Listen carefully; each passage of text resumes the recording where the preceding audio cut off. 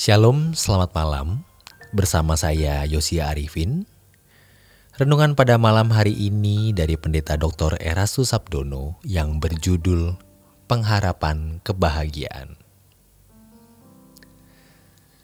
Ada 3 peristiwa besar dalam sejarah kerajaan Allah, sejarah bumi ini, sejarah kehidupan Allah dan manusia. Yang pertama, pemberontakan Lucifer. Pemberontakan kerubim yang Alkitab sebut sebagai Hillel bin Sakar. Yang kedua, kejatuhan manusia ke dalam dosa. Yang ketiga, penderitaan kematian Yesus dan kebangkitannya. Ini semua memiliki benang merah yang terhubung. Kebangkitan Yesus dari kematian memberi harapan, jadi membuat hidup ini berpengharapan. Dikatakan dalam 1 Petrus 1 ayat 3-4, terpujilah Allah dan Bapa Tuhan kita Yesus Kristus, yang karena rahmat-Nya yang besar telah melahirkan kita kembali oleh kebangkitan Yesus Kristus dari antara orang mati. Jadi kita seperti dilahirkan dari seorang yang tidak berpengharapan, lalu menjadi orang yang diberi pengharapan oleh kebangkitan Yesus Kristus dari antara orang mati kepada suatu hidup yang penuh pengharapan untuk menerima suatu bagian yang tidak dapat binasa, yang tidak dapat cemar dan yang tidak dapat layu, yang tersimpan di surga bagi kamu. Maka kita harus menaruh pengharapan kebahagiaan kita di dunia yang akan datang, bukan di bumi ini. Sebab kalau kita menaruh pengharapan kebahagiaan kita di bumi, maka kita tidak mungkin bisa setia kepada Tuhan. Kita akan berkhianat kepada Tuhan. Tidak mungkin kita maksimal dan nekat untuk hidup suci. Memang untuk mengubah irama jiwa kita yang rusak ini tidak mudah. Tetapi kalau kita tidak melakukannya, berarti kita seperti istri Lot yang menoleh ke belakang.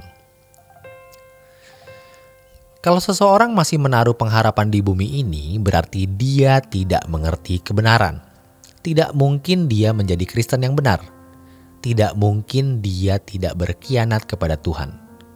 Orang-orang seperti ini sejatinya belum mengenal keselamatan. Orang yang mengenal keselamatan dan memahami nilai keselamatan tidak akan menaruh pengharapan kebahagiaannya di bumi ini. Sebaliknya, dia akan menaruh pengharapannya hanya di langit baru, bumi baru. Maka dalam 1 Petrus 1 ayat 13, Petrus mengingatkan kita, sebab itu siapkanlah akal budimu. Pikir, renungkan, gunakan logikamu. Tentu logika rohani, bukan logika duniawi.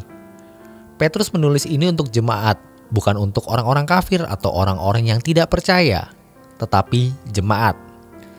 Yang Petrus katakan di awal suratnya sebagai orang suci. Selanjutnya, waspadalah. Artinya hati-hati karena pikiranmu bisa disesatkan dari kesetiaanmu yang sejati kepada Kristus, seperti Hawa diperdaya ular. Dan letakkanlah pengharapanmu seluruhnya atas kasih karunia yang dianugerahkan kepadamu pada waktu penyataan Yesus Kristus. Tapi seiringnya berjalan waktu dan Tuhan memproses kita dengan proses-proses yang luar biasa, ketika kita menaruh seluruh pengharapan kebahagiaan kita kepada Tuhan, tidak bisa tidak kita mengupayakan kehidupan yang tidak bercela.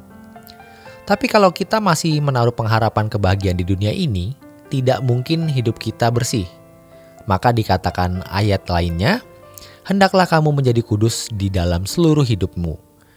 Kalau seluruh pengharapan kebahagiaan kita taruh pada Tuhan dan dunia yang akan datang, maka kita bisa hidup kudus dalam seluruh hidup. Paralel, simetris. Sebab tertulis, kuduslah kamu sebab aku kudus. Dan jika kamu menyebutnya Bapa, yaitu Dia yang memandang muka menghakimi semua orang menurut perbuatannya. Maka jangan mengaku sebagai anak-anak Allah secara tidak bertanggung jawab. Sebab anak-anak Allah bukan sekedar sebutan, melainkan perbuatan dan keberadaan kita. Baiklah kita renungkan suatu hari kita akan menghadap takhta pengadilan Tuhan. Kita berharap tidak ada saldo dosa dalam hidup kita. Tuhan akan menghabisi semua saldo dosa kita lewat peristiwa-peristiwa hidup. Seseorang yang gampang tersinggung dibentuk untuk menjadi orang yang tidak tersinggung. Maka itu ia harus mengalami kejadian di mana ia disinggung. Waktu itulah ia berkesempatan untuk menghabiskan saldo dosa tersinggungnya. Maka Tuhan bekerja dalam segala hal mendatangkan kebaikan. Tiap hari kita harus periksa diri, sebab natur dosa tidak akan muncul sebelum ada impuls atau rangsang. Kalau seluruh pengharapan kita taruh kepada Tuhan di langit baru bumi baru, berapapun harganya kita bayar. Masalahnya, mengapa banyak orang yang tidak nekat? Karena mereka masih punya pengharapan kebahagiaan di bumi ini. Kalau gajiku naik, kalau rumahku besar, atau paling tidak kalau aku punya rumah pribadi dan berbagai kesenangan. Bukan tidak boleh punya rumah, mobil, atau wisata, tapi jangan jadikan itu kebahagiaan hidup.